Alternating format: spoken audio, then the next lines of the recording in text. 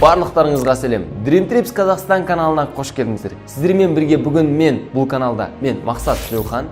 Бүгінгі видеода мен неге бұл жолды таңдадым? Неге мен сетевой маркетинг жолын таңдадым? Неге мен сетевой маркетингқа кірдім деген сұрақтарға жауап беретін боламын. Ең алдымен бұл видеоны көрмес бұрын, жалғастырмастан бұрын өздеріңізге сұрақ қойыңыздар. Неге бұл видеоны мен көріп отырмын? Бұл видео маған қандай пайда бере алады? Бұл видеодан кейін уақытымды жай ғана өткізіп қоймаймын ба? Неге бұл сұрақтарға жауап беру керексіздер? Өйткені өмірде ең бағалы нәрсе өздеріңіз білесіздер, уақыт. Уақытты жоғалтып алуға болмайды. Сол үшін бұл видеоны егер пайдасы болатын болса, көріңіздер. Бұл видео кімге арналады?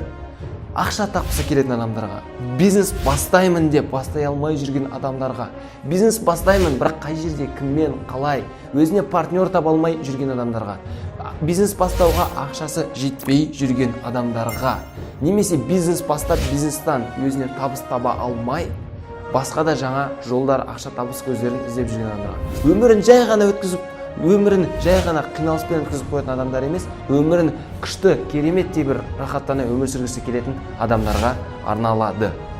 Ал кеттік. Мен бизнес саласына осыдан 4 жыл бұрын 18 жасымда келген болатынмын. Менің бизнес саласына келген кездегі өзімдегі ең бірінші ізденістер, ең бірінші сұрақтар: қалай бизнес бастаймын? Қалай ақша табамын? Не сатамын? Енді бизнесті білесіздер, бірінші алып, бірінші сату керек. Не сатамын, кімнен сатып аламын, қай жерден сатып аламын, қалай сатып аламын, адамдармен қалай сөйлесемін, көптеген осындай мен өзіме ең бірінші қателіктер, осындай қиындықтарға тап болған болатын. Осыдан 4 жыл бұрын мен осыдан бастап интернет көре бастадым, интернетте тренингтер көре бастадым, түрлі бесплатный тегін доступтағы. Оларды көріп, өзіме ең бірінші бастауым автомашинаның чехолдары, автомашинаның запчастарын сата бастадым. Менде ең бірінші сол жердегі қиындығым болған, сол жаңа айтып өткенімдей, кімнен сұраймын? Ең кез келген жерде, өмірде, бизнеста болсын, қай жерде болсын, сіздерге ең бірінші керек нәрсе ол әрине ұстаз. Ұстазсыз қиын, кез келген жерде, өздеріңіз білесіздер. Университетте де оқып жүрген кезде мысалға жай ғана оқып жүруге болады, болмаса белгілі бір ұстаз, белгілі бір мұғалім сізге ұстаздық еткен әрине жақсырақ. Сол үшін маған ең керек нәрсе ұстаз болады. Мен өзім ағаларымнан сұрадым, бизнесте жүрген таныстарымнан сұрадым, олар әрине көмектесе алмады. Неге? Өйткені ол адамдардың өздерінің бизнесі бар. Олардың маған деген әрине уақыты жоқ, өйткені олардың өзінің бизнесі, өзінің жұмысы, өзінің отбасы бар. Менің ең бірінші қиындығым. Одан кейінгі қиындық әрине мен жалғыз жүрдім. Маған команда керек болды. Өзім сияқты адамдар керек болды. Өзіммен бірге жұмыс жасайтын мықты партнерлар керек бола бастады. Бірақ оларды қайдан іздеймін? Таба алмадым. Сол үшін осыларды табу үшін мен түрлі тренингтарға бара бастадым, ақылы тренингтарға бара бастадым. Бірақ әрине бұларды таба алмадым. Тапқан кездің өзінде де ол кісілер белгілі бір уақыт ішінде ғана маған ұстаз бола алды. Одан кейін әрине өздерінің жаңа да өздеріне шәкірттерін ала бастады. Одан кейінгі қиындық әрине үлкен бизнес бастау үшін үлкен ақша керек. Мен 5 миллион теңгемді бір бизнесқа салған болатынмын. Ол ақшам әрине қазір жоқ, қайтып келген жоқ. Неге? Өйткені бизнесте ең қиын, ең маңызды нәрсе ол үлкен вклад, яғни үлкен салым, бірақ ол ақшаның шығу-шықпауы әрине белгісіз. Яғни үлкен ақша салу керек. Маған ешкім ештеңе үйреткен жоқ. Қандай кітап, мен бизнес туралы қандай кітап бар, сол кітаптың барлығын оқитынмын. Барлығын таңдаусыз, өйткені менде ұстаз болған жоқ. Жаңағы ютубта не бар? Бизнес қандай кітаптар, бизнес литература дедім, жай ғана оқи беретін. Әрине қазір уақыт өте келе мен түсіндім, ненің керек емес екенін, қалай жұмыс жасау керектігін түсіндім. Сіздер айтуларыңыз мүмкін, мен осы қиындықтың бәрін көріп өтіп, одан кейін осы уақыт өте келе мен мықты боламын деп. Сөйтсеңіздер болады, бірақ сіздер мықты бизнесмендердің кітаптарын оқысаңыздар, бір жақсы бір сөз бар. Ақымақ адам өзінің қателіктерін түзетпейді. Ақылды адам өзінің өмірде жіберген қателіктерін түзетіп, оны қайталамауға тырысады. Ал ең ақылды адам біреудің қателіктерін қайталамай өзінің өмірін дұрыстай бастайды. Яғни мен не айтқым келіп тұр? Неге сіздер қиналып өмір сүру керексіздер? Неге қиналып осындай мен өткен жолдан, басқа да бизнесмендердің өткен жолдан өткенше, солардың өмір баянын, кітаптарын оқи салмайсыздар? Неге керекті литератураны ести салмайсыздар? Неге ұстазбен отырып соның бәрін біле салмайсыздар? Неге осылай жасамасқа? Енді мен сетевой маркетингқа келгелі мысалға 6 ай болды. Dream Trips компаниямыз сетевой маркетингқа келгелі 6 ай болды. Ең бірінші не алдым? ең маңызды нәрсе менде наставник, яғни ұстаз болды. Мені қай уақытта болмасын маған үйретеді, маған көмектеседі. Олар көп адам ойлайды, сетевой маркетингте саттың, болмаса товарын сатып қалсаң болды. Оны бүйтіп сатып бір нәрсені тығып қалсаң болды. Ондай емес бұл жерде. Егер дұрыс ұстаз, дұрыс наставник, дұрыс бизнес болатын болса, ол адам тек қана сату емес, ол адам сатуды үйретеді. Ең бірінші бизнесте керек. Ең бірінші бізде бизнесте керек нәрсе ол сату, яғни адамдарға дұрыс сату үйретуді үйретеді. Яғни маған сатуды үйретті, сатуды үйретті, адамдармен сөйлесуді үйретті, қалай үлкен адамдармен, мықты адамдармен, директорлармен сөйлесуді үйретті, қалай қыздармен таныса алмайтын адамдар солармен танысуды үйретеді. Ол үйретіледі. Неге? Өйткені бұл керек нәрсе. Ең маңызды нәрсе өмірде коммуникация. Менің ұстазым әрқашан айтқан болатын.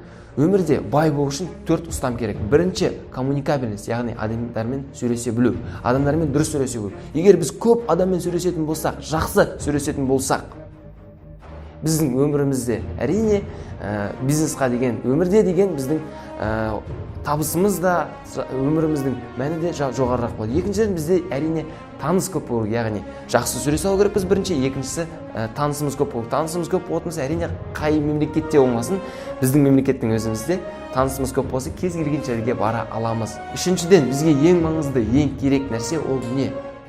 Ол информация, яғни информация ең таза, ең жаңа информация болу керек, яғни информация. Информацияны қай кезде сіз ең бірінші білесіз жаңа информацияны? Кез келген бизнесті біз бастау үшін информация жаңа, тазадан келген компания, продукт. Ол информацияны қайдан білеміз? Бізде таныстарымыз көп болмаса әрине. Және де төртінші айтып өткен уақыт. Барлық нәрсе уақытында істелу керек. Осы 4 нәрсе, 4 пункт. Ал сетевой маркетингке келе, әрине сіздерде таныс өте көп болады. Қалай адамдармен танысу, қалай жаңа адамдар табу, ұстаз, қандай кітаптар оқу. Жай ғана сатуды үйреткен жоқ, одан кейінгі нәрсе маған біреулерге үйретуді үйретті. Яғни сценада қалай сөйлеу керек, үлкен аудиторияға қалай шығу керек. Мен мысалға 6 айдан кейін осылай YouTube-қа видео жазамын деп ойламаған едім. Ойыма кіріп шығатын нәрсе емес еді. Қазір мен үлкен адамдардың алдына, үлкен халықтың алдына шығып, мастер-класс тренингтер өткізе бастаймын. Ол нәрсені мен олай болады деп ешкім ойламайды.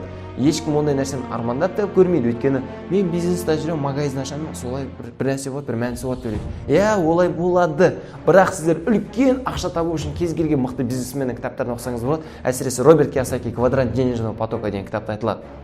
Үлкен ақша табу үшін саған я адамдар жұмыс жасау керек, сенің жұмыскерлерің өмір. Я болмаса саған ақша жұмыс жасау керек.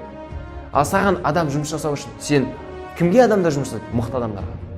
Ал сетевой маркетингте қалай мықты, қалай өсу керектігі үйретеді. Ал ақша қалай жұмыс жасайды саған? Әрине қолыңда ең кемінде $50,000 көп ақшаң болатын болса, және ол ақшаны қолдана білетін болсаң, инвестиция жасасаң болады. Ондай ақша бар ма? Ол сұраққа жауап беріңіздер қазір. Ең маңызды нәрсе. Енді кез келген бизнесті бастау үшін жаңағы навыктар, таныс, менде бәрі бар деген кездің өзінде көп адамдарда ең жетіспейтін нәрсе әрине ақша. Үлкен бір жай ғана бір ресторан ашқанның өзінде біз қанша ақша құртамыз? Ең кемінде бір $20-30 мың. Ондай ақша бізде бар ма? Қайтадан сұрақ. Осы сұраққа жауап беріңіздер. Ал енді қазір мен жай ғана Dream Trips'ті мақтаған емес, кез келген компанияда Dream Trips'та мысалға жұмыс жасау үшін кемінде $150 бастап кетсе болады осы бизнесте. Осы айтылған нәрсенің бәрі үйретіледі. Ал негізгі кез келген сетевой компанияда продукттар $1000-2000 дейін, яғни $1000-2000 бастап кетуге болады. Дайын бизнес план, қалай жұмыс жасау керек, не істеу керектігі дайын, кімге қалай сатамыз, бәрі үйретіледі, бәрі дайын, алгоритмдар бар. Неге осындай дайын бизнесті таңдамасқа? Мен неге осындай нәрсені бұрын білмегеніме әрине өкінбеймін, бірақ болатын болса, мен еститін болсам осыдан 4 жыл бұрын осы бизнесқа келетін едім. Неге? Өйткені мен традиционный бизнесте да болып көрдім, тендерный бизнесте да болып көрдім, өзім сатқан нәрселерім бар, трейдингте да болып көрдім. Бәрін салыстыра өткен кезде сетевой маркетинг сияқты мені үйрететін жерді әлі күнге дейін көрген жоқпын. Осы жерде мен үйренетін болсам, осы нәрсенің бәрі бизнес план дайын, продукт дайын, не сату керек екен. Ең маңызды нәрсе әрине өздеріңізге керекті продуктпен компания және наставникті ұстап, сонымен жұмыс жасап кетсеңіздер болды. Біздің продукт мысалға Dream Trips'та путешествие, яғни саяхаттау. Кімге ұнамайды саяхаттау? Сіздің клиенттеріңіз кім? Саған саяхаттау ұнай ма? Басқа мемлекетке барғың келе ма деген сұраққа иә деп жауап беретін адамның барлығы сіздердің клиенттеріңіз. Әрине оңай продукт және өздеріңізге де ұнайды деп ойлаймын. яғни қорытындылай келе менің не айтқым келіп тұр, барып бір нәрсе аша салғанша ең бірінші менің өзімнің ұсынысым сетевой маркетингқа келіп, сетевой маркетингта кемінде 1 жыл жұмыс жасап тоқтамай, бұл жаққа келіп отыра салуымыз, келіп таңертең кешке дейін 1 жыл жұмыс жасап, одан кейін ақша табылсын табылмасын сіздер тәжірибе аласыздар. Тәжірибе. Өйткені менде қазір маркетолог болып та жұмыс жасай аламын, сатушы болып та жұмыс жасай аламын, сценада жұмыс жасай аламын, оратор, мұғалім, жұмыспен кез келген жұмыс жасай аламын. 6 айдың ішінде үйретілген нәрселер. Ол мақтанған емес, кез келген сетевой маркетингта істейтін мықты істеймін деген адамдарға үйретілетін нәрселер, кез келген адам қолынан келетін нәрселер. Осы нәрсені 1 жыл бойы үйреніңіздер. Егер табысты болатын болса, бірақ мен сенбеймін, 1 жыл бойы жұмыс жасап табыс таппау мүмкін емес сетевой маркетинг. Өйткені мен 6 ай жұмыс жасап тапқан ақшам, соңғы 3 жыл жұмыс жасап тапқан ақшам барғанда, осы 6 айда тапқан ақшам көбірек. Ол мақтанғанда емес, жай ғана табыс көзі. Жалпы осылай. Және де қорытынды сөз, сетевой маркетинг деген әрине бәріміз өзіміздің бизнесімізді ашамыз. Ал өзіміздің бизнесімізді ашқан кезде бағанағы бізге үйретілген навыктар, адамдармен қалай жұмыс жасап, қалай үйрету, оларға үйрету деген нәрсенің барлығы біздің өзіміздің бизнесте қажет болады. Ол мүмкін 3-4 жылдан кейін өзімнің сетевой компаниямды ашатын шығармын, мүмкін өзімнің бизнесімді ашатын шығармын. Ал бұл осы үйретілген нәрселер, осы жақта жұмыс жасаған мен бизнес партнерларым барлығы бұл бизнестен кеткен кездің өзінде де ары қарай біз бірге жұмыс жасай аламыз. Сол үшін менің нұсқауым ең бірінші сетевой маркетингқа, одан кейін традиционный бизнесқа өткендеріңіз қалады. Әрине әркімнің өз шешімі өзі.